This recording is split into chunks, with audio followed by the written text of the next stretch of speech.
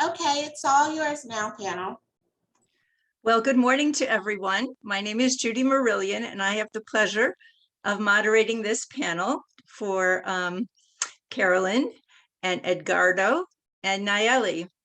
And so we are going to ask the panelists 6 questions, and then I'm going to share a brief PowerPoint, and then we're going to open it up for questions and answers. So we look forward to you. You can record your question in the chat for, as a note for yourself, but we're going to go through our presentation and then do the Q&A at the end. So Carolyn, would you get us started and introduce yourself, please? Hey everyone, I'm Carolyn Slavin. So I am an elementary school librarian. I just finished my 3rd year as a librarian. Previously, I taught for 8 years as a dual language teacher in 1st grade and also pre-K. So I'm located in a north suburb of Austin, Texas in Cedar Park, and I work for Leander ISD. I also wanted to mention, we have a little bio that we kind of wrote up just in case, but our campus demographics are about 53% Hispanic, 28% white, 7% African American, 7% Asian, and then 4% of 2 or more races.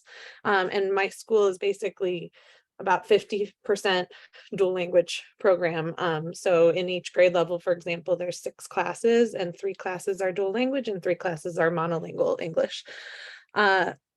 So I originally came from Chicago, which I saw Todd in the chat, and worked in the north suburbs as well. I was a substitute teacher for 1 year after college, where I went to University of Illinois, and I studied Spanish and international studies. So I studied abroad twice. And so for me, I'm bilingual from what you would call a sequential language learner as opposed to simultaneous bilingual, because many of our students, especially the ones I teach, are simultaneous language learners. They come in to starting pre-K or kindergarten, learning both languages.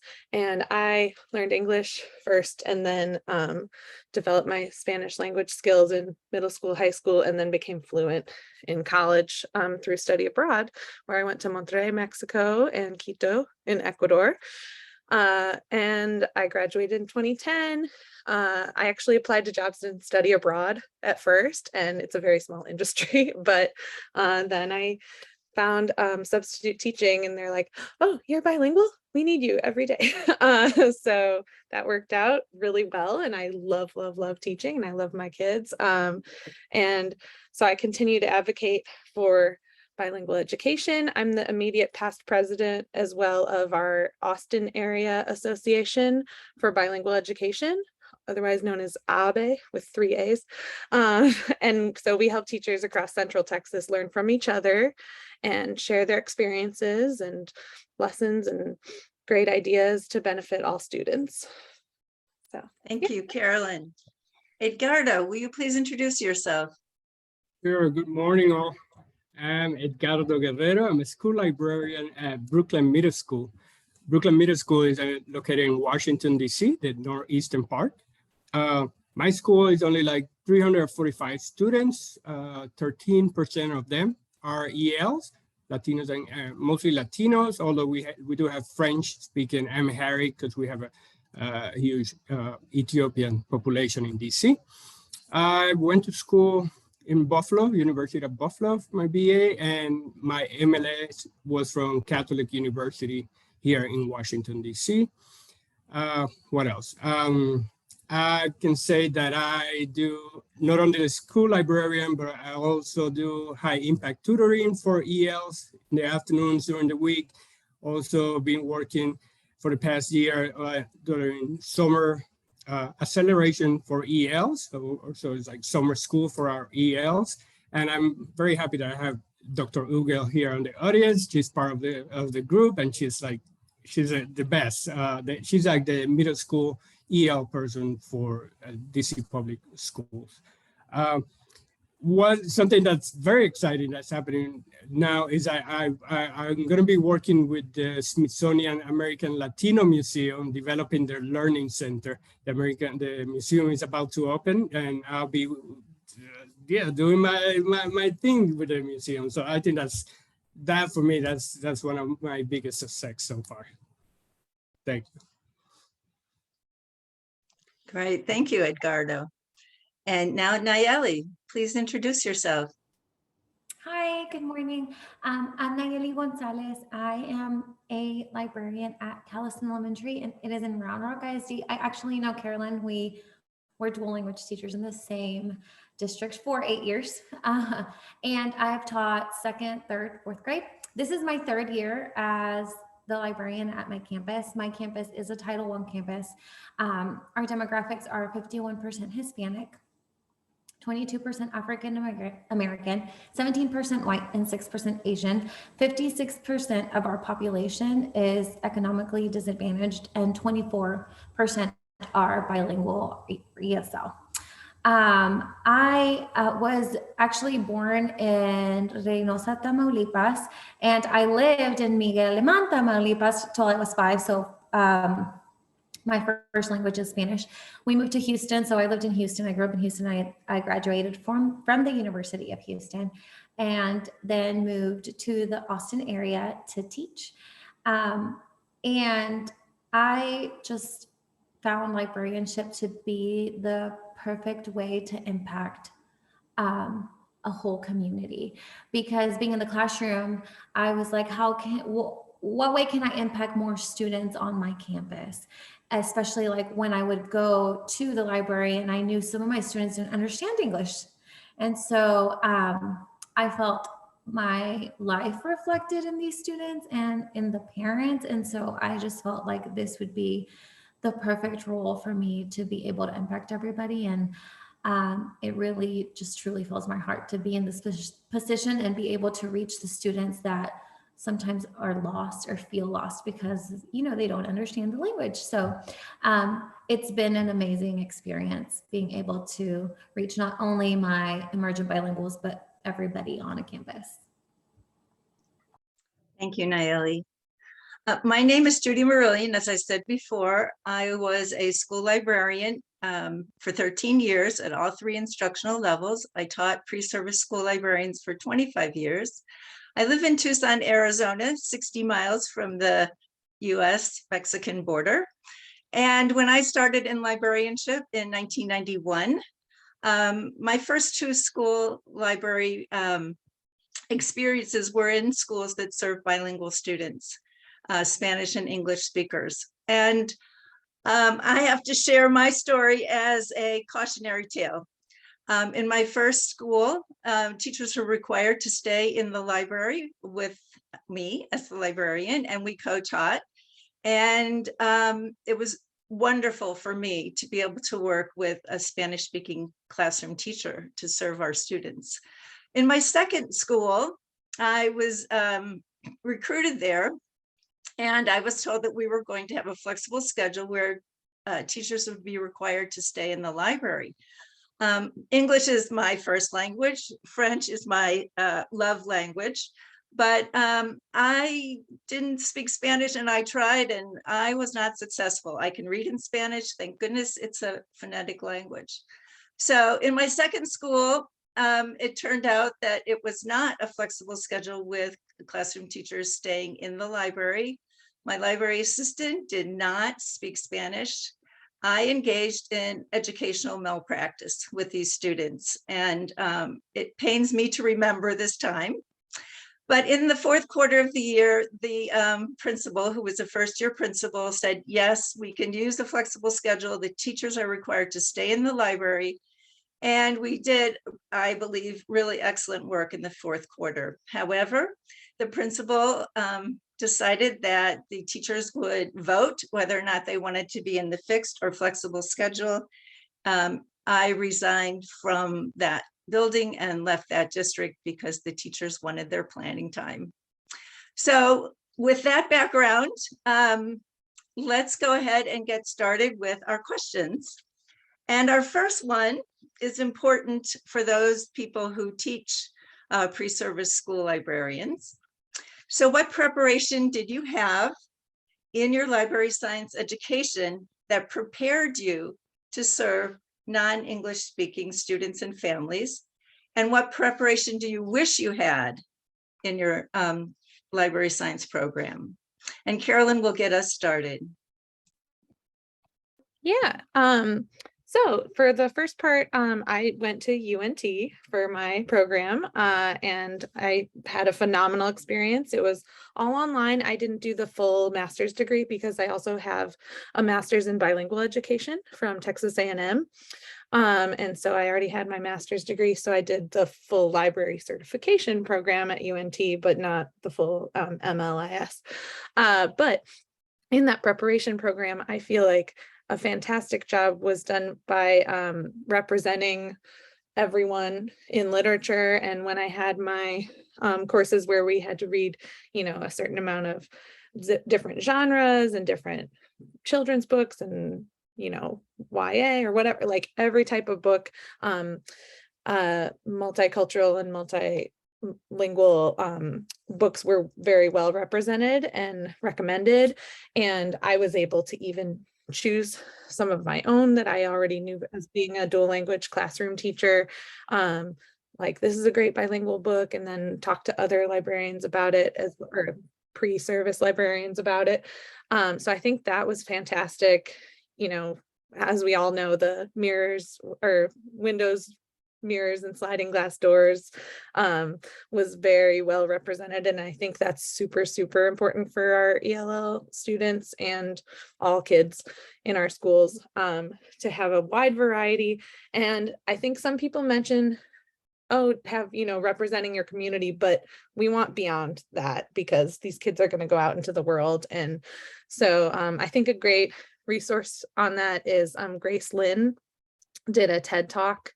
So if you just Google Grace Lynn or mirrors and windows or Grace Lynn TED Talk, I can put it in the chat too later, but I've even shown that to my students, like third grade and up, because it's like a 13-minute video, but that's such a great example. And so that was a positive, fantastic thing that prepared me to serve my students.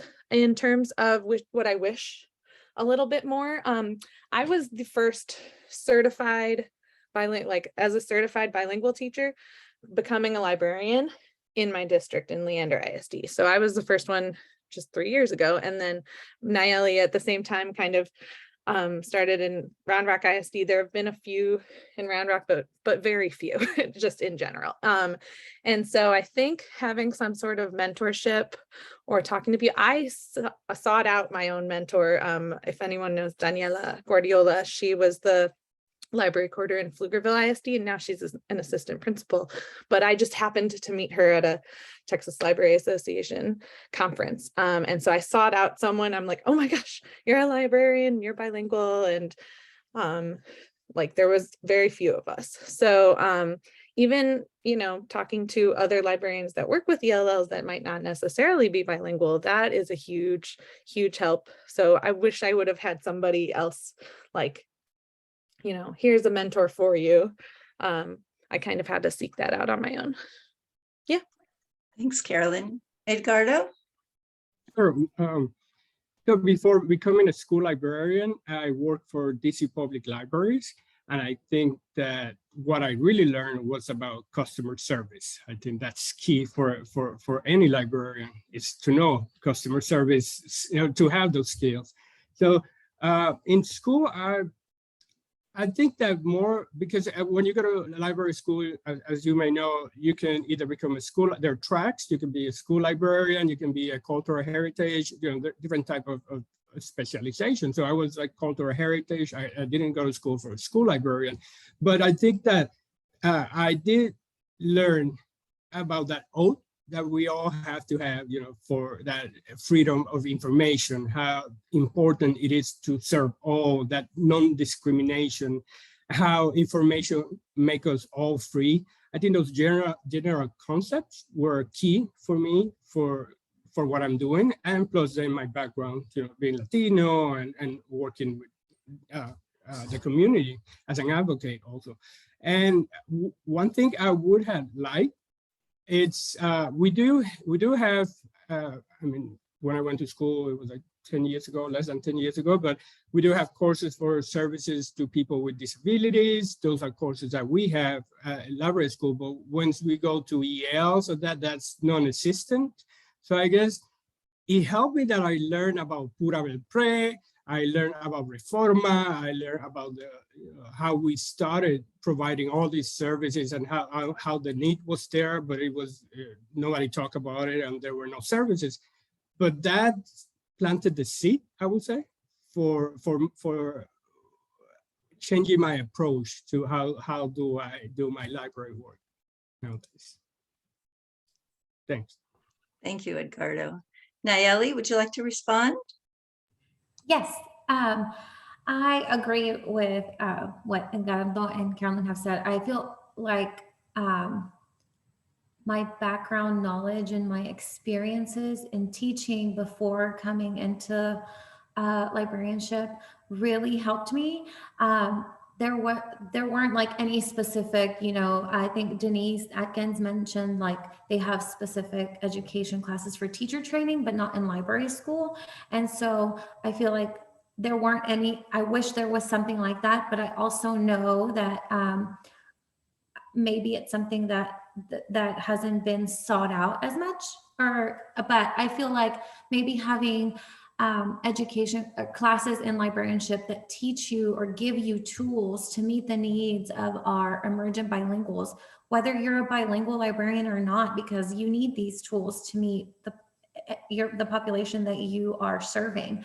I think like being a dual language teacher for 8 years better prepared me because I had to go through so many trainings. Even now, I still have to do dual language trainings with my district in order to meet my stipend hours, which I enjoy because I continue to learn and I can apply all of these skills and tools that they give me with my population in the library. So I feel like I wish maybe something like that would better prepare me and give me tools, or other people better prepare them and give them tools, especially if they don't have 8 years background experience learning all of these different skills that could help their emergent bilingual population. Great, thank you, Nayeli. The next question, and Edgardo's going to start us off. What kinds of training have you had since joining your faculty that will help you serve this population? Sure. So at DCPS, I think, or as a librarian, I have different tracks from where I can pick and choose. So I have the librarian or the library programs track where we have our PDs, our monthly PDs, our big conferences, and that's where I'm part of the Library Corps, which is a core of librarians that work on the PD. So that gives me that advantage. I am always pushing, like, okay, we need to do some services for EL, some training. So that's how I get most of it. But I also, as the teacher's PD, also we can select whenever there's the annual training, we can select where do we want to go. So as a librarian, I get to choose, okay, this year I'm going to go to ELA, or I'm going to go to the music department, or I'm going to go to history. So that helps me because I get that variety of you know, I get to know what's happening, what are my teachers doing. I think that's not only that, but I also have, like I mentioned, Ms. Ugel is here, that from the EL department also, we also received some training. Like just last week, we had a training on BrainPod for ELs, and it was wonderful. We were taught how to do coding for our ELs. So now when we have lessons or we want to differentiate what they're doing, we can use BrainPod. And we have BrainPod in Espanol and BrainPod for ELs, and we can use that. So I think training is continuous. You know, we have to be on this like every all the time. We have to be training on this. Thanks. Nayeli, do you want to step in? Yes, I kind of mentioned it previously, but I feel like, you know, we're constantly receiving training, not just how to serve our emergent bilinguals, but just to grow as librarians in our in our district, which I'm so thankful for. But since we do now get a stipend, because somebody mentioned like we don't get a stipend. I didn't either when I started my first year, but we fought for it. And thankfully, like the second year and this year, we were able to get it, a few of us in our district. But because we do receive our stipend, we also have to have our 24 hours of PD that is geared towards dual language. So throughout the year, I get to attend different training that helps me learn all these different skills or tools, like Edgardo was saying, that teachers are doing that I can also implement and use in the library and just tweak it depending on what I'm doing with the students. But what I love is like a lot of these things that we learn, like TPR and things like that, they're applicable to all of our students. So it's not just for our emergent bilinguals. It's tools and skills that help all students. If you have visuals, if you have pictures, if you have them do total physical response. Yes, somebody said every student benefits, and it's true. So so I'm learning constantly throughout the year. And I'm really thankful that I get that opportunity. Carolyn? Yeah, I agree with Nayeli. We both had the same situation. We had to kind of fight for our stipend because we got one as a dual language classroom teacher, and then we lost it when you became a librarian, even though went through a whole certification process or whatsoever. And then so that worked out, and now we get the training that we need to match that. So what I've been able to have, I love our district as well. Leandra ISD has a phenomenal library coordinator that does a lot of RPD, is like, not self-taught, but like within our group of librarians, we learn from each other. So I appreciate that. And I do stay very involved in as I was the past president of the Austin Area Association for Bilingual Education. There's also everywhere around the country, there's a statewide, usually organization. So there's TABE, that's the Texas Association for Bilingual Education. And then if anyone wants to look up, there's NABE, which I know their conference is happening in Portland next year. And so those trainings and conferences and things have helped me keep in touch with like other bilingual educators and kind of keep a foot in each like bilingual education, librarianship, and like keep it all connected together. And so I really want to bring more of that to the library world because I think, our population is either growing or staying similar in terms of emergent bilinguals, and everybody can benefit, like Nayeli said, from these tools. Another great speaker that I've heard from that I would look up and definitely follow him on social media and things is Dr. Jose Medina. And he is like an inspiration, all about how students can use their entire linguistic repertoire, like let them answer you with Spanglish, or let them, just encourage students to share their ideas in whatever manner possible, drawings and anything. So I love his work, and I've seen him speak a few times, and he's just a great, we've done trainings and things with him. And so that's a good way to continue my learning as well. I want more of like our district librarians who definitely work with the ELLs, because I come from a dual language background. I'm like, oh, I'm definitely going to the ELL trainings or the dual language trainings. I'm going to those, but I want more of our librarians who had not been, a bilingual teacher before to also come and join me. So I'm trying to get that to happen more. Oh yeah, David Kaufman. I know him too. Yeah. Oh, well, thanks, Crystal. Crystal's in my district as well. So she said in the chat. Yeah. So Twitter, anywhere, they have great information. Thank you, Carolyn. Our third question is, what programs are you currently implementing for English language learners? And Nayeli will get us started. So the way our schedule works on my campus is we normally do some type of story time or like a story, and then we tie in activities to whatever story we're focusing on that week. So basically, I do all that in English, and then I do it also in Spanish. And I find so my programming is always bilingual. Anything I do it in both. It can be the same book, or I can find a different book, because sometimes like direct translations aren't the best. So, and sometimes there's Spanish books that are amazing that I don't have in English, or vice versa, So I try my best to use Spanish books and English books depending on the dual language class and the needs and the specific needs of that class, because a lot of our classes have opt-ins, or like some of the classes are stronger in English than they are in Spanish. So it's just meeting the needs of the kids. And then we also did a Lone Star Dia celebration where we celebrated Dia del Niño and Dia del Libro.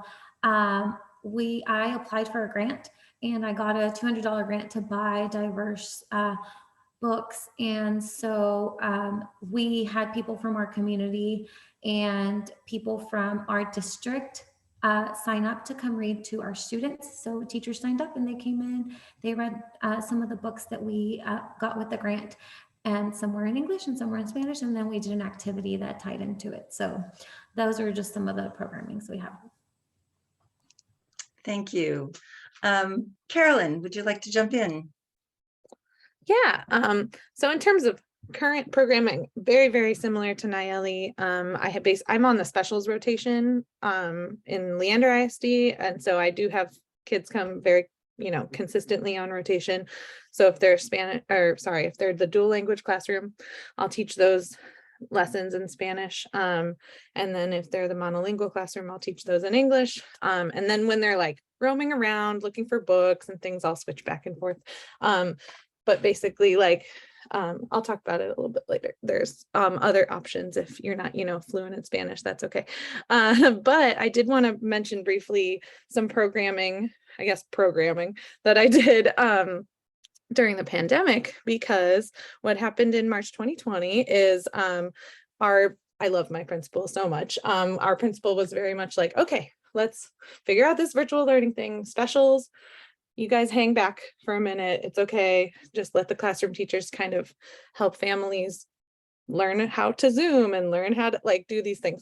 So I was just with my own kids, and I did, lessons on a Google website and things like that, just optional stuff. But as I discovered from my library leaders who I had throughout the year, I tried to, get in touch with them a little bit and be like, how's virtual learning going? Are you guys okay? They're like, oh, Miss Levin, I wanted to come on your Zoom, because I had just an optional Zoom to chat. But my sister was on Zoom with her teacher, and so I couldn't get on. And I'm like, why not? And they were like, well, we're using my mom's phone as a hotspot, and we can't get on at the same time because there's not enough bandwidth. And if she turns her video on, then I get kicked out. Or if I turn my video on, then her video turns off or something.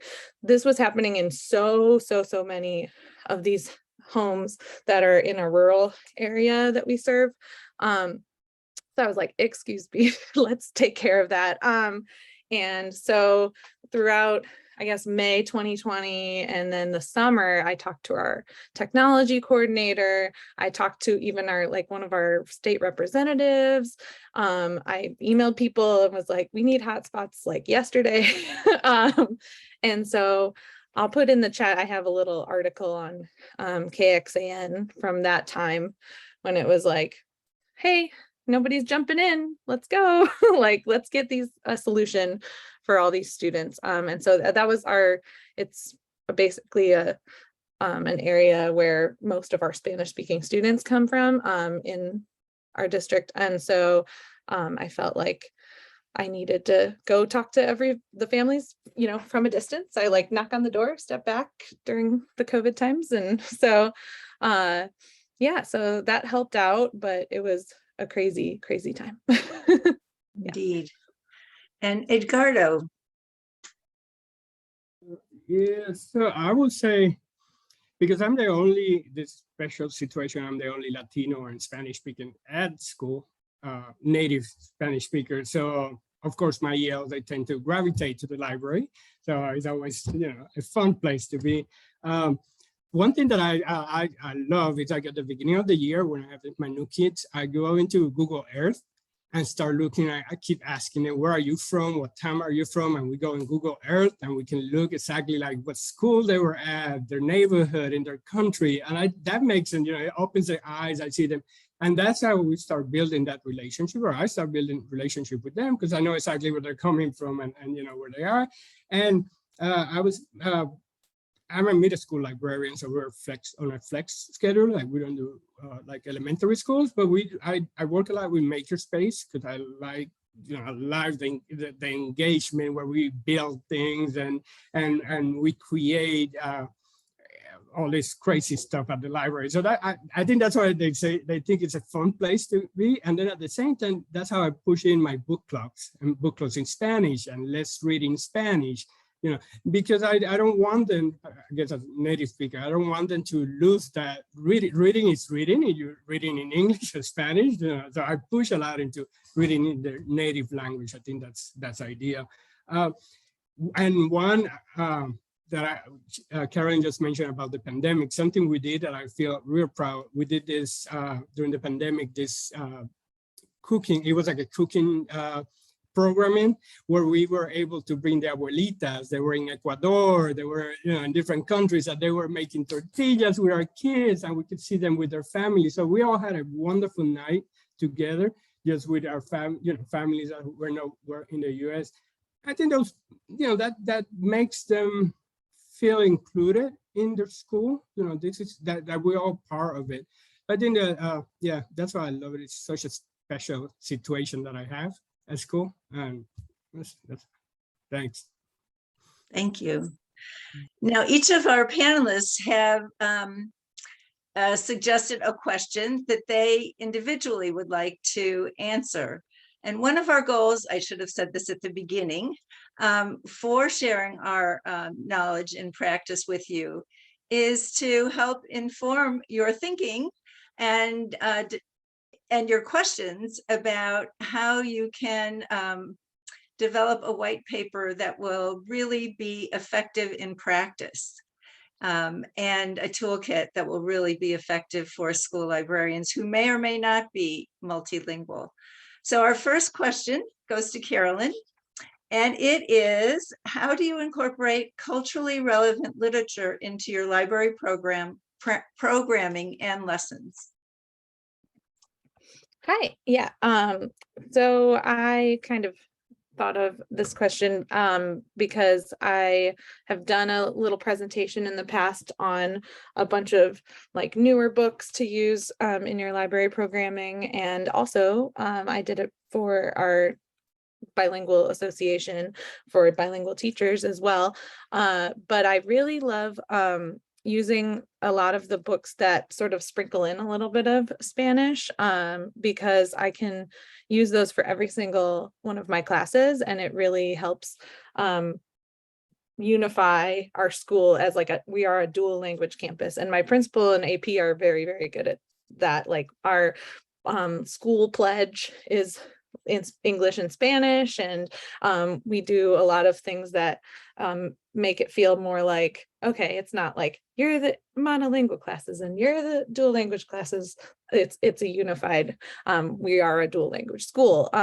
So when I read those in with all of my classes, so some examples are La Princesa and the Pea. So it's La Princesa and the Pea. So it's like a little bit more, it's more English, and then there's Spanish words throughout. Same with the book called Fire Fuego. And then also I really like, it's a longer book. It's not quite just like a read aloud story time one, but Juana and Lucas, or there's the Spanish version of it as well, Juana y Lucas. But that is just so good for all of our students to see, like the Latinx experience and things like that.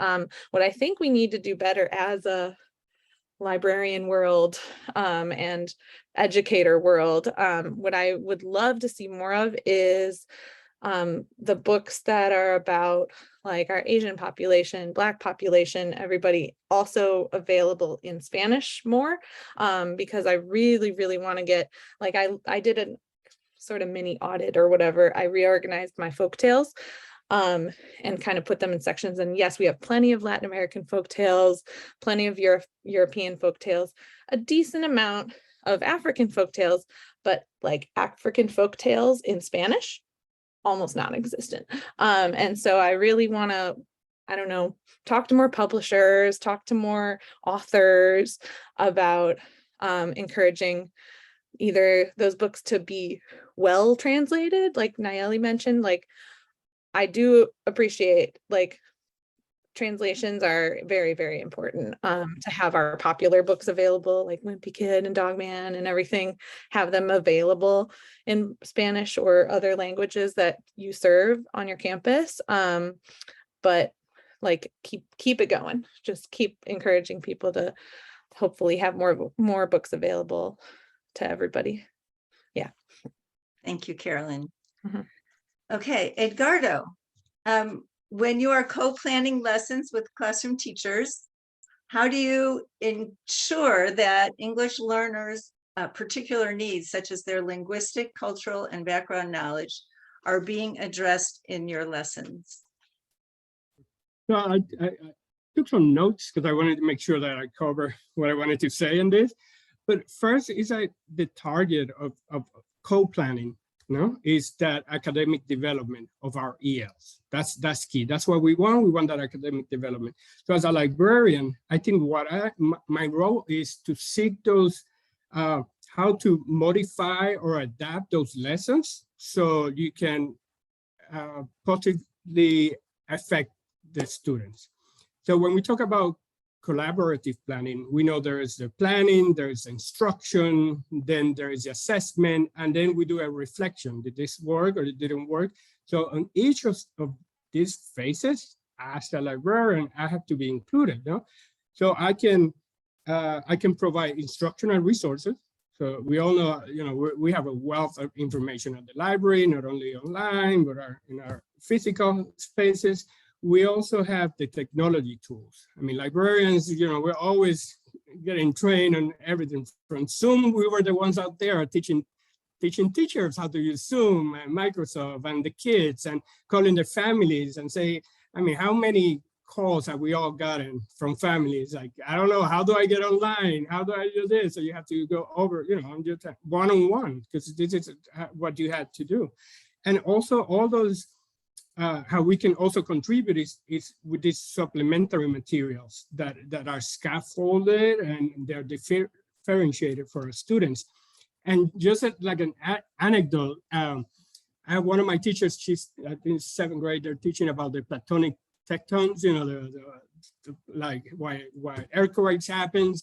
And I have these kids that are from Puerto Rico, they just suffered all these earthquakes a couple of years ago. So what could be easier for me just to, come on, let's talk about what happened. You just come from there. So, just giving that cultural background, that experience, I think that's key. And that kid, I know now, understands what are the plagues and how those earthquakes happen, because they lived it. So let's use all that collective experience that we have and just put it out there. That's the way that we can contribute. I think that content teachers, they have the expertise. We know that if they're ELA, they're math, they have that expertise. But what we do is we offer those textbooks, those materials that can supplement what they're doing. I think that's our role, and we know what it is. And I mean, librarians are in many schools, there are only staff that have a master's degrees. We have to have a master's degree to become a librarian. So, we know how to get information, how to put it out there and help our faculty. So I think that's why co-planning is so important for librarians, and administrators, they need to know that, they need to provide that time and the place, and they actually need to enforce that we do this co-planning. Thank you. Thank you, Edgardo. And finally, a question for Nayeli. How much support do you receive from your administration with library programming, materials, or needs to better serve your population? So I have gotten pretty lucky with my administration because they are advocates of the library. And so I, in the 3 years, have slowly, first of all, I befriended our secretary. She's amazing. She's the sweetest person. But slowly I started like, if I needed something, I'd be like, hey, so I really want this author visit.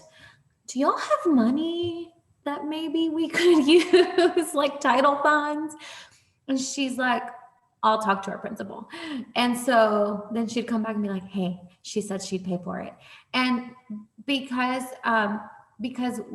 in my role on my district, I don't know if it's like this with everybody, we are in charge of our own library budget.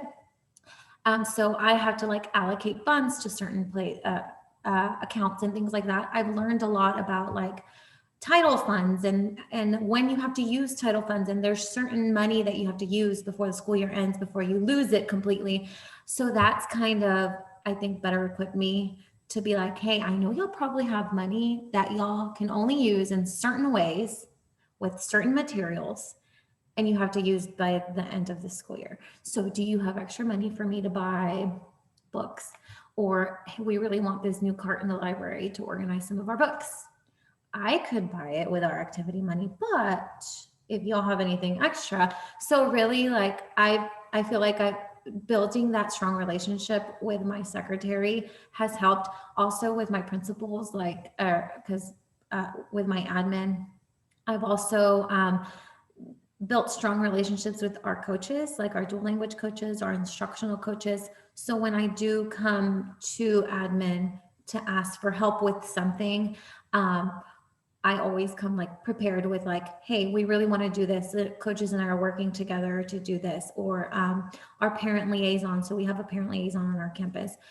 So when we did our Dia celebration, we all worked together. So she's like, well, I'll get the materials with parent liaison, funds for title money. So just building those relationships has helped. I know that it might not be as easy for everybody because it really also depends on the people you work with. So I've gotten pretty lucky in that way. But also just, I've gotten just better at not being afraid to ask, because the worst thing they can tell me is no, and I already don't have it. So, and then I have slowly started building up our activity account. So I'm like, well, they say no, I could probably still maybe get it on my own. But if not, like if they can help me with something, I always say like this, if you help me with this, like this will help me get more books for the library. Or, like how will it help our population if I don't have to spend this money? Like you're helping our students, and it's also helping the library to have better programming, and to better serve our population. So I've just gotten lucky with that. Yeah. Thank you, Nayeli. Well, that's the end of our panel piece, and I'm just so impressed. I'm still getting to know these three outstanding librarians, and let's take a minute because that was a lot of information in a very short time. So let's give them a hand for sharing their experience, their knowledge, their expertise. Take a minute to take a breath. Maybe take your favorite writing tool. Yes, this is a technology. And make a note to yourself about something you heard that you might not have heard before, or a question that you might have. And while you're doing that, I am going to share my screen.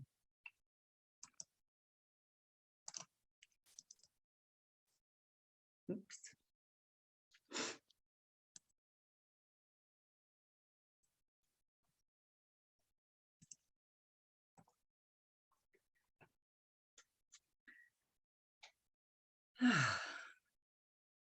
I need to take a deep breath. So these are my reflections. Our panel shared their experience and their knowledge. And I have the privilege, thanks to Dr. Smith, to share a really brief presentation about three areas that I think are really essential as we move forward with serving this population. I use the term emergent bilinguals because I've been converted to that term, but we're going to talk about labels in just a minute. But I really think signage is important. It's about the environment and what kind of environment we offer to our students and families in the school library. Our collection, of course, is critical, and our teaching and programming even more so. So you heard the statistic before from the US Department of Education. It's one that's been debunked, I would say, because many schools do not report all of their English learners when they are reporting to the US government. But in 2014, 2015, 10% of our students were learning English. In 2025, the National Education Association, NEA, predicts that 25% of our students will be learning English in school.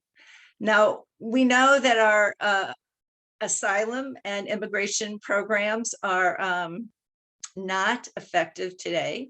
So we don't know if we will reach this target of linguistic diversity, but I hope that we will, because I think it's really important as a monolingual on paper country that we acknowledge the strengths and the assets that non-English speakers bring to our communities and to our country. And so in 2015, when the Every Student Succeeds Act was codified, the term English language learner was changed to English learner. That is the official US government term. Before that, there was a term which is really deficit-based, and that is limited English proficient, LEP. It is still used by some schools. Emergent bilingual was adopted by the Illinois Board of Education in 2019. I've been encouraged to use this term, but Steve Prismus, who is a professor at Texas Christian University, has proposed a new term, which I just learned about in a webinar a few months ago, and that is ABLE, Active Bilingual Learner User of English. So I do think terms are important, and as we go forward, developing the white paper and the resources, keeping that focus on assets-based terms is really critical for us. Araceli Garcia recommends emergent bilinguals, and she says that is because it is an assets-based view and an assets-based term. And building on the value of knowledge in any first language is essential for literacy learning. And we just have to make sure that we are honoring the knowledge and the experience and the linguistic backgrounds of our students. So I did a little quick search of the ALA, American Library Association graphics. And I wanted to look to see how language was privileged on these graphics. In my first search, I didn't find a whole lot that is still offered in bilingually. And you'll notice on the poster for Celebrate Latino Heritage, the English is first, it's larger in font, and the Spanish falls underneath the English. In the middle poster, thank you to our children's author illustrator, you see a leer is at the top of the poster and read is at the bottom. And then vamos, let's go read. This is a bookmark. It's also a poster. So here we have two languages used, but of course we have Spanish used first on this particular bookmark. So I think this is really important for us. And this is something I learned from Dr. Prismus, is that we really have to think about our signage in school libraries. And since the library is the hub of the school and usually the largest room in the school for academic purposes, we really need to think long and hard about, is language being communicated in an assets resource-based way. So you'll notice that there are two icons here. We don't need a translation. And sometimes we need to think about whether or not we actually need to use actual text. On this bookmark, this is also from ALA. There is an icon for each section of the Dewey Library. And then there is an explanation of those icons in Spanish language. So that's another option to have Spanish only, but I'm wondering if we could learn to use the icons only, and then someone speaking any language might be able to navigate our libraries. I share a book that I wrote as an example. I wrote this for a teen pregnancy program in Pima County Public Library many years ago. It originally started as a bookmark. And I met a publisher who would publish it in English and in Spanish. It was initially published in 2 separate editions, English only, Spanish only. And since it's used in early literacy programs, this publisher, and I have to give her lots of credit, she publishes in 25 different languages. It's Starbright Books. She's now in Cambridge, Massachusetts. And she is very careful about honoring the heritage language of the reader, because there have been studies that have shown that regardless of how the language is presented on the page, the brain goes to the first language first. Whatever's presented first is what the brain goes to. So in this case, on the cover, you notice that Vamos a leer is in a dark font. It is a heavy font. It appears first. In English, we read top to bottom. In Spanish, we read top to bottom and left to right. So these are things we need to be conscious of when we are purchasing materials and sharing them. I should have said this first, but our library organization is something that I would love to have our 3 panelists debate, because in many libraries, materials in other languages are separated. Sometimes they're labeled, sometimes they're not. So the considerations of how we shelve books and how we integrate them into our catalogs is really, really important as to how we are presenting languages as resources. So just for a quick interior look at this book, Vamos a leer, you'll see that the Spanish, it's not a translation, it's an adaptation, because poetry doesn't usually translate. So you'll see that the Spanish language is at the top. It's a darker font. A reader would see that first, whether they are a monolingual English speaker or a Spanish speaker. I think this is really important when we're really examining the materials that we use. How is language presented? What is privileged? And how do we approach that in our teaching? Which brings me to one of my hero types, Dr. Ladson-Billings, who talked really early on, 1995, before some of you were born, about culturally relevant teaching.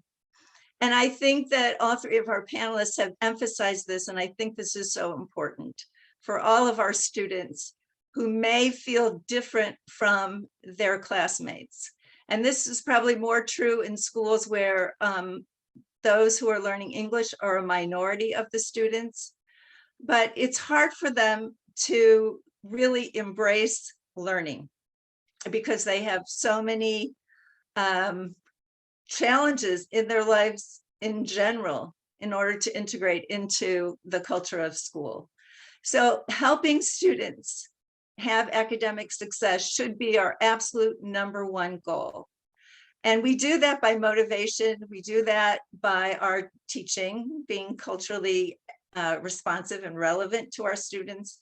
But the students themselves must choose that. And so we need to develop those relationships where the students really want to learn with us. And that to me means that we are learning alongside them, not that we are teaching them, they are teaching us. We're in a reciprocal relationship. Students' cultures have to be a vehicle for learning. We must connect the home and the school for every student. And that has to be primary for us in helping students maintain their cultural identities. And then finally, giving students these tools so they can engage with the world, so they can be participatory citizens and advocate for themselves and for their right to be in this country, if we're talking about the US, and also to be contributing members of our society. So I had the privilege of editing a book called Core Values in School Librarianship, Responding with Commitment and Courage. And we use this particular icon to represent the school library at the center, at the hub of the school. Now, a school library is just a container. A school library is a place. What makes the place is the school librarian. That person should be a state certified, well-prepared person who can be a leader in the school, because the library has that potential to impact every single student, every single classroom teacher, administrators, parents, and community. This is a critical role. So if we want equity in the library, we need someone who is constantly advocating for equity. Carolyn's contribution about what happened during the pandemic with kids' access in rural Texas to get technology working for them so they can continue their learning. There needs to be someone in the library where the majority of the resources are held who has that mindset. Diversity in collection development, absolutely 100%. Nayeli talked about how important it is for all of us in librarianship to really think deeply about how we are resourcing our libraries.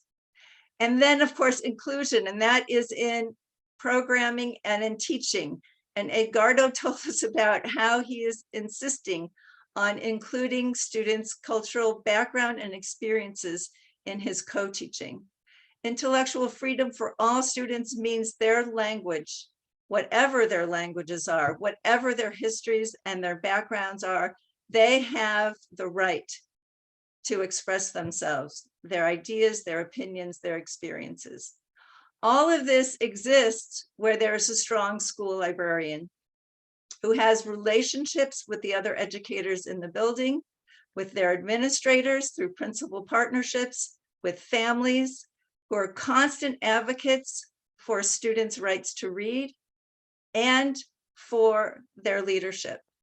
So school librarians have a lot of opportunities for leadership, I believe, serving our multiple English and non-English speaking populations are really important. So what is this foundation? And I just wanted to say this, you'll notice that some of my references for this PowerPoint are old. And I think this is why it's really important that whatever this group produces acknowledges that the resources that you learn in library school sometimes are the most salient to you because you were learning something that was new to you at that time. And those resources, that research, that knowledge sticks with you in your practice and in your thinking and in your value formation. So I was a school librarian candidate in 1990, and Dr. Richard Ruiz from the University of Arizona was one of my hero type scholars and researchers. And he is really a resource for me still. I go back and read some of his work, and he always has made me question, what are your school's values and how is that shown in your programs and policies? Where do you stand? Is language a problem? Is language a right? Or is language a resource? Or is it both a right and a resource? And I think the school librarian profession can be leaders in having this conversation. So I want to tell you really briefly about a friend of mine. Her name is Luma Mufla. She is a refugee herself, who was granted asylum in this country. She's Jordanian. She's gay. She came to this country as a college student and went through the process to become a US citizen. She understands firsthand what it's like to be a refugee. She started a school in Atlanta, Georgia, called the Fuji's Family. It's centered around her role as a soccer player. She met her first students on the soccer field who were refugees from all over Africa and the Middle East. And she now has 2 schools, just received a $10 million grant to take her model for teaching refugee students, first, I think, into the Dayton public schools. So I think it's really important for us to remember, especially me here in Tucson, Arizona, 60 miles from the US-Mexico border, that a lot of our students are not Spanish speakers. And if they are not learning English as a second language, then we're not serving them well, and we need to meet their needs. Graduate level preparation is really important. And again, here's another reference from my past when I was a doctoral student. Louis Malle was one of my hero type professors. We must capitalize on the household and other community resources of our students. They must be part of our programming and our teaching. These are my references. We have resources and our contact information on a wiki page at tinyurl.com. And there it is. I can't say it. SLIF, so panel. And we hope that you have some questions for us if we still have time. So Dr. Smith, how are we doing? Yes, you have about 10 minutes for questions. I will skip the Jamboard activity and then we'll wrap up. Thank you. Thank you all for honoring us with being able to share today. Any questions for our panelists? You can direct them to specific people. The last slide, I will put it back up. Well, actually, this entire slide presentation will be available to you. Dr. Smith will be sharing it with you. So I want to be able to see faces when someone is speaking. Thanks. Any questions or comments?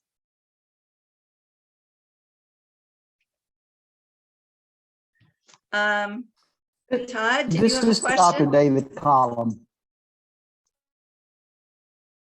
Go ahead, please. Judy, can I say something? This is Dr. Collum. I'm currently at Alabama A&M University, and I've done a lot of research through simulations, but I serve on a lot of graduate committees, and there's a lot of graduate students that want to do work about ELL students and benefiting it.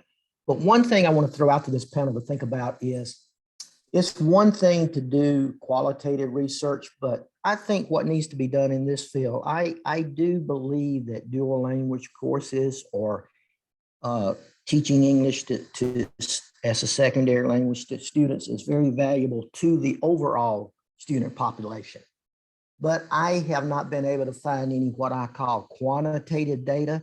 If we can promote studies that would provide quantitative data to show how dual immersion classes, dual language is benefit to the overall, let's just break it down to the white populations, the English speaking populations, that it broadens their knowledge so much more.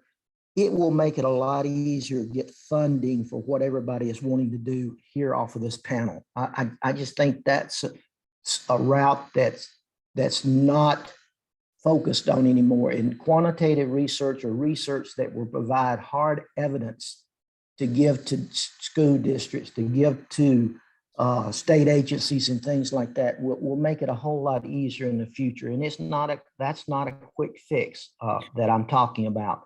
But I know Dr. Woods and I have mentioned this before, but that's what's missing in some aspects of this area of concern that we have for our students. Thank you, Dr. Callum. I think that there's a lot of information and resources among this group that will come out through this forum. And Carolyn in the chat gave us, Yeah. Carolyn, you want to speak? I briefly put in the chat, we had them speak to us virtually before, I think, not before, yeah, either right before the school year or at the like beginning of the summer 2021. Thomas and Collier have a lot of quantitative data, but yes, there definitely needs to be more in, especially the bilingual education field. I think they're like some of the top names. Kathy Escamilla is another one. I'll type her name down there. But look up some of their things, and then we have Gomez and Gomez, but I think it's not quite as updated. Yeah, I know. I saw who's shaking their head. Karen. Yeah, I know. I'm like, our district has been doing Gomez and Gomez, and they're just kind of transitioning to change it. And Nayeli, I know her district because that's where I taught before, is a little bit better about like, okay, current research, let's, you know, update our programs and current research, and let's change this little thing about like when kids receive Spanish instruction, when kids receive English instruction in different subjects and things like that. So oh yeah, and Cheryl Euro is another good one. But yes, I think there needs to be a lot more of that, like measuring, especially long-term students. So Great, thank you. Todd? Yeah, first of all, thank you, panelists, all very interesting information. Here in Illinois, in our district, we go through quite a lot of the similar things that it sounds like you guys have all been through as well. We became a dual language center 2 days before PD was supposed to start at the beginning of last school year, after being previously K-6 English monolingual, again, ending in March with everybody else because of COVID. I totally agree with the ask, but I don't think it just stops with the school secretary and the principal. I think it's community members, it's stores that are in other communities, it's anything and anyone. If they have something that is of value to your program, that's who you ask. And so I'm more than willing and able and successful at doing all of those things. But again, I think parts of it's interesting to hear from other states and what they're doing, because, you know, we're a smaller district. We only have a few thousand students in a K-8 student. We're highly minority. We're a Title I district, and I can't remember the acronym, but everybody qualifies because of the area for free breakfast and lunch. It's not PEL, it's something else. But, you know, we don't get a budget at all. So thus ask, or spend your own money. So one of the things, in addition to all of the information, is, you know, I also teach K2. So relationships, yes, hugely important. Struggling readers, if they can't behave well, they're not going to give you those relationships and not trust you. So they're going to read less well later on for longer. So the relationships are hugely important, because in 20, 30 years, maybe even less, none of us are going to matter, because it's going to be those kids who are going to be doing what we're doing. So we need to give them the access and teach them not how to use it or what to do with it per se, but how to use it and then develop from there, because it's going to wind up being their ideas.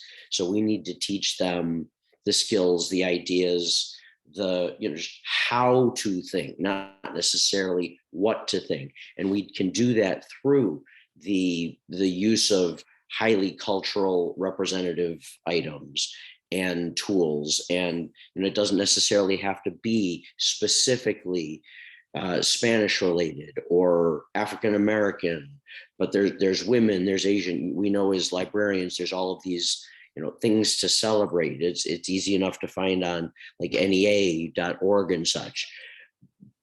But we don't have a curriculum in our district. I'm creating one. I have a framework for the year, and from January through May, it's all on holidays, but we're not focusing on the main things. We're focusing on things that are within those cultures, but yet still very important within those cultures, because they're all sort of intertwined in some way, shape, or form.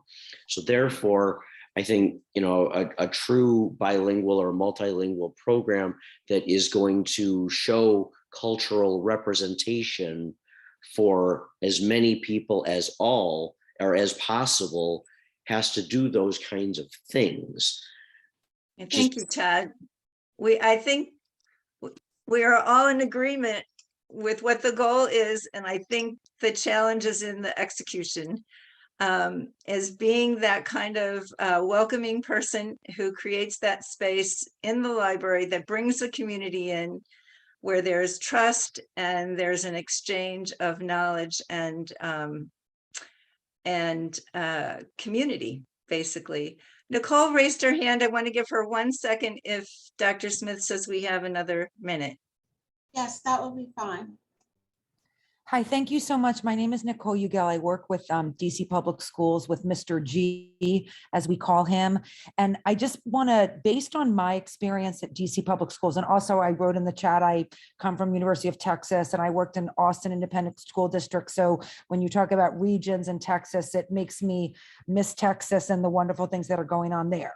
But, in that I work in DC now, and I've been in DC Public Schools for 8 years working with Mr. G. One of the things that is working in DC Public Schools or working at Brooklyn Middle School and or just working in Mr. G's library is it's more that there's really an emphasis on teamwork. And although this kind of teamwork umbrella and like collaboration, it should be at all schools and all wards within DCPS, but I tend to, and we tend to notice a lot of what Mr. G is doing at Brooklyn.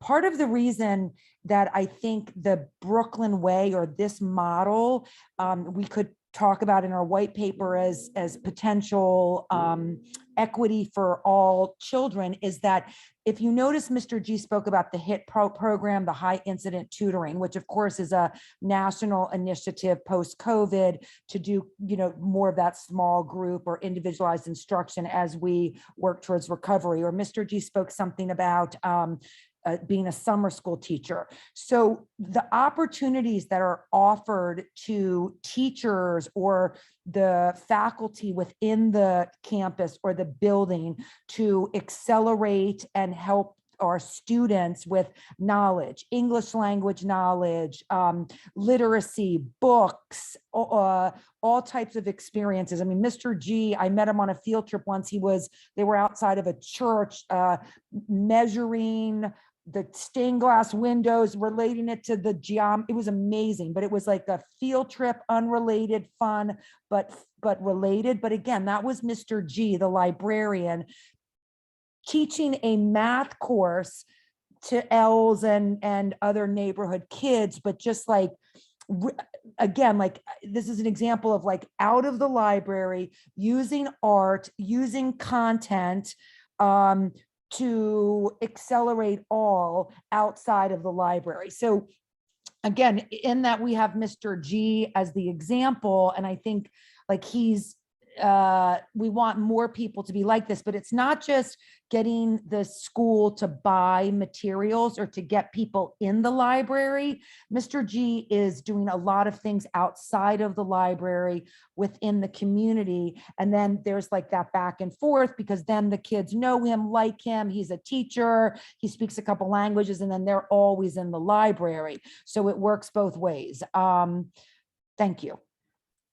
Thank you for singing my song, Classroom Library Collaboration for Instruction and for Enrichment is the hill on which I will die.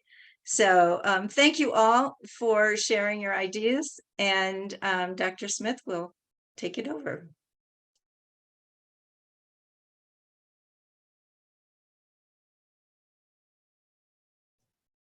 Okay, thank you for that wonderful presentation and the knowledge that you shared with us, the examples that we can use in our practices for the future, and for giving us some ideas for the white paper. So now I'm going to ask you, while you're still here and we're finishing up these last few minutes, I want to be respectful of your time. I'm asking you to take the pre-form evaluation form. And I feel like you all probably learned something. I know that I did. I consider myself to be a lifelong learner. So there's always something new to learn from the experiences of people that are around us. Okay.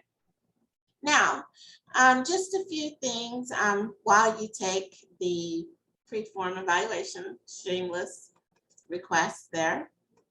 I'll just tell you what led us to this particular study that we're doing, this study, this form, these activities. So we did a pilot study with librarians that were recent librarians, recently certified, those that were enrolled in a master's degree program. Sometimes that actually overlaps. And we got 107 responses. So please think about this when we get ready to do the form. So 93.9% wanted to learn more about how to help English learners in the school library. And notice that I'm converting to those terms, English learner, right? Emergent bilinguals. So we asked them to think about their skills on a scale to 1 to 5, with 1 being the lowest. Like, what do I understand? Someone said, can I please copy the survey? Yes, I've done it a couple of times. I pasted it in there a couple of times while the presenters were still presenting. So, and thank you, Dr. Atkins, for pasting it for me again. Okay, so also 79.43% indicated some level of difficulty with using technologies in the library to enhance learning opportunities. 68.22% scored themselves between 1 and 3 regarding their knowledge of historical and contemporary perspectives on culturally diverse education. 61.68% felt that they needed to know more about the knowledge of customs, beliefs, and values of different racial and ethnic groups.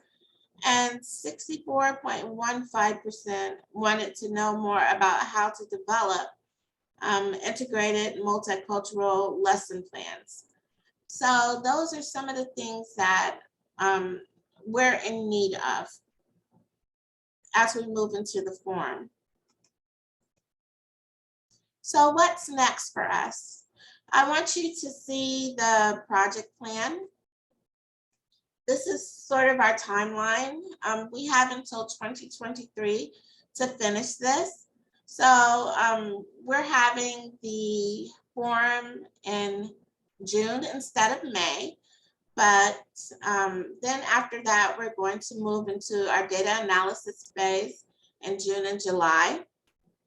By between sometime in October, August, October, we hope to have the white paper created by analyzing everything that you share with us and the resources that we find. And then in phase 8, after we have the white paper, we're going to come back to you all and ask us, we'll give you the draft and ask you, what did we miss? What can we do better? And we'll ask you for your feedback. And then after you give us your feedback, by August 2028, we'll start with our dissemination of of the products. So that's what we're into. And if you go to the website, you'll actually see, and I'll send you a link out. You'll see the website as it starts to develop. Here, let me make sure I get the correct link. So right now, she's just a shell. So don't go there with high expectations. Lower your expectations for now, but that's the website for the project. This is the place where we will post today's recording. I should have that done by Tuesday. Okay. So now we're on a roll with beginning what we need to do.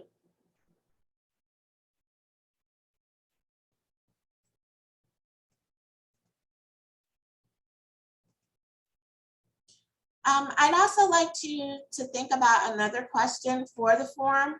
What are the best practices that school librarians should know for implementing programs for ELLs?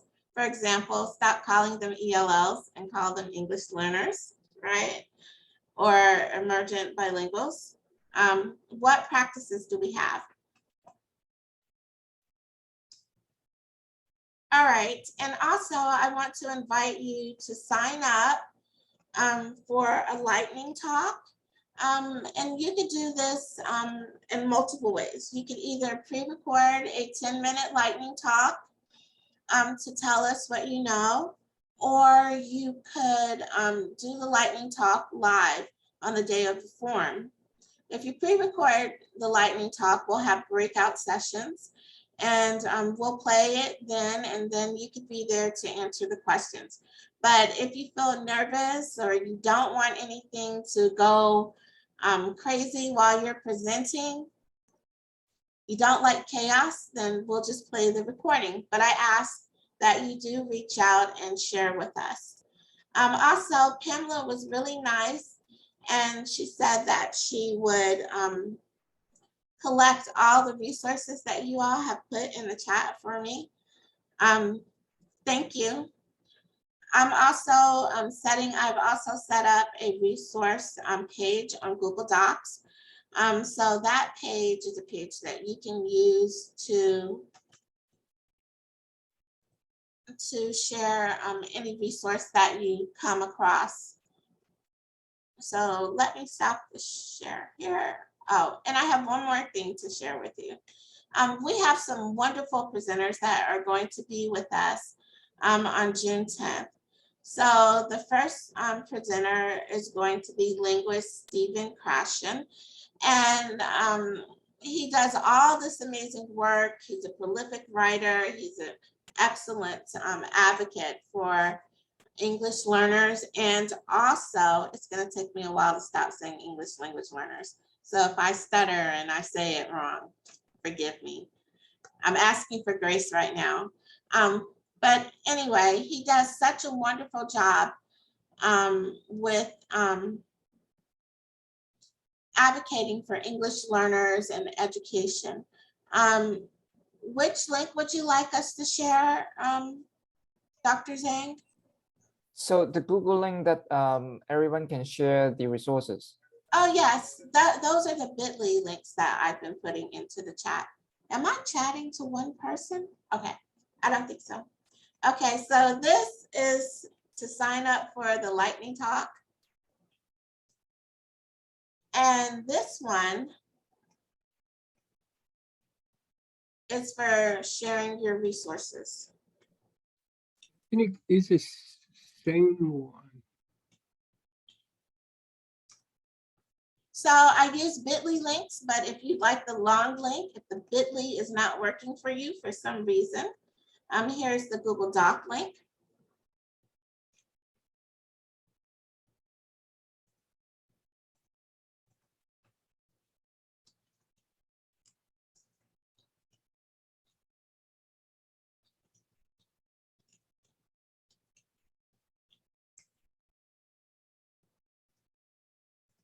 And you're right, those are the same bit.ly links. I copied and pasted, even though I made them. Even though I made different bit.ly links. it didn't copy. This is the one for sharing your resources. So if you're unable to copy and paste this out of the chat, IJ will send this along as a message later too. Now I have some comments and questions, but let me go back here. I'll tell you who's presenting, and then the second person that's presenting is Dr. Janice Atkins, who's also a researcher in this area. I'm very passionate about this topic. She's been the president of Reforma, and I think that she has a lot to teach us about what we can do with English learners. She's been in the chat with us today. I'm talking and interacting with you all. I'm going to save the longer introduction for next time. But let me go back one more time and ask you to please evaluate. We need this for this grant for the work to continue. So this is the evaluation. We want to build off of this.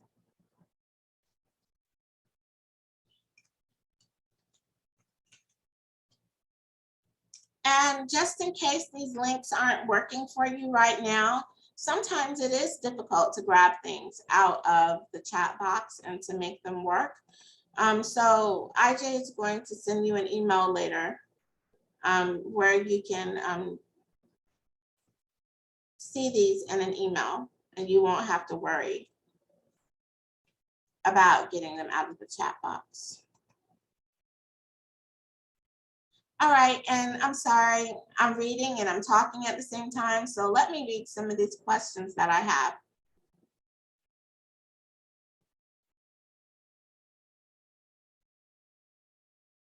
So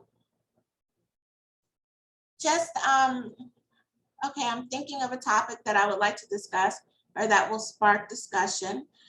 Yes, if you have questions about topics, that's fine. But I think this is like pie in the sky. Whatever you have that you think that you can share. We're such an interdisciplinary group that we will all have something to add to the topic. And I appreciate you being willing to share just 10 minutes of your time. So I want to be respectful of your time and this holiday weekend. Thank you again to our presenters, and also thank you again to you for dedicating your time. And I'm going to end the session now, and I'll sit here for 5 minutes just in case you all have questions, and I understand if you leave. I'm going to stop the recording and then I will answer the questions.